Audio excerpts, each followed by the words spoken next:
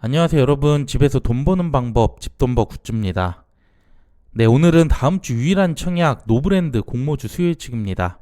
비교적 가벼운 공모주라서 기대가 좀 되는데 과연 어떤 결과 나왔는지 청약 전 최종 점검 해보겠습니다. 구독, 좋아요, 알림 설정은 저에게 큰 힘이 됩니다.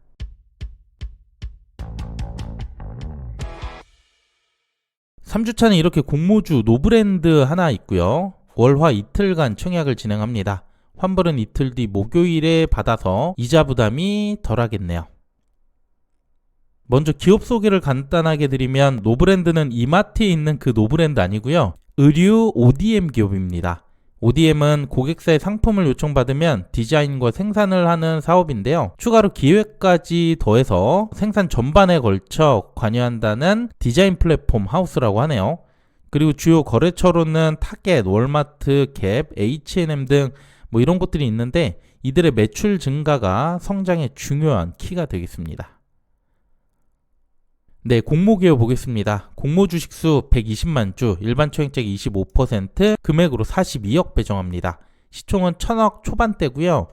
주관사는 삼성증권 단독, 공모가는 이번에도 상단을 많이 초과했네요. 이건 조금 뒤에 더 다뤄보고요. 유통금액은 261억, 그래도 비교적 가볍습니다. 상장은 5월 23일 목요일 단독 예정입니다.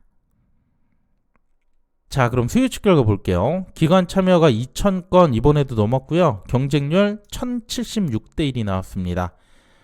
여전히 참여수, 경쟁률 높기 때문에 이 데이터는 큰 의미는 이제는 없을 것 같고요. 가격을 보면 밴드 상단이 11,000원이었었죠? 가격 표현 14,000원 미만만 기재돼서 아마 밴드 가격은 거의 없다고 볼 수 있고요. 확정 가격 14,000원이 11% 정도, 나머지는 모두 14,000원을 초과했습니다. 밴드 상단보다 무려 27%나 초과한 거라서 이거 계속 가격을 더 올리고 있는 분위기죠. 게다가 확약이 4.5%로 또 낮기 때문에 먹을 게 있을까 우려가 됩니다. 그런데 최근 결과들이 많이 안 좋죠. 그나마 현대마린이 상장 이후까지 선방해주고 있긴 하지만 기관들 매수라는 점에서 차이가 있고, 가벼웠던 코칩도 더블에는 실패했습니다. 노브랜드가 최근 사례 중 가장 가볍기는 하지만 공모가가 많이 올라가서 저는 80에서 100% 정도 사이 기대해 봅니다. 그리고 공모가 산정 내용을 추가로 보면요, 특이하게 의류기업인데 PBR을 사용해 줬습니다. 유사기업으로는 3곳을 선정했고, 노브랜드의 매출액 기준 상위 5개 고객사와 겹친 곳들, 또 최근 사업년도 수출 비중 50% 이상인 곳들이었고요. 그렇기 때문에 유사성은 매우 높다고 할 수 있어요. 그런데 PBR로 비교하기는 어려워서 23년 기준 매출부터 이익, 시총, PER을 추가로 비교했습니다. 한세 실험만 꾸준히 성장을 했던 기업이고요. 나머지 두 곳은 23년도 특히 이익이 많이 꺾였어요. 노브랜드도 마찬가지인 상황이고요. 인플레이션 때문에 미국 소비 감소에 따른 영향으로 보인다고 하네요. 그래서 PER로 비교는 어렵고, 시총 사이즈로 본다면 한세실업은 규모 차이가 크기 때문에 배제하고요. C사이트, 태평양물산과 비교해 볼 수 있겠습니다. 이들의 시총이 1000억 전후, 노브랜드도 1000억을 약간 넘기 때문에 사실상 유사기업 수준으로 상장한다고 보면 됩니다. 그래서 더 크게 수익률을 기대하긴 어려울 수 있겠네요. 자, 그럼 지금부터 이번 청약 경쟁률 예상해 보겠습니다. 최근에 청약한 ICTK가 있었고, 가장 최근 단독 청약 KNR 시스템과 비교했습니다. 주관사는 삼성이라서 최소 30만 건의 이상 계좌는 들어올 걸로 보이고요. 모집 규모와 한도가 이들보다 비교적 낮아요. 또 최근 위축된 분위기라서 이전보다 많은 자금 들어오기도 어려워 보이죠.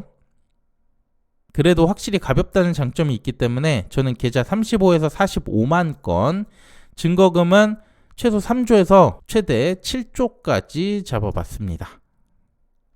그럼 균등은 배정 규모가 작기 때문에 33%에서 43% 낮은 확률 추첨이 됩니다.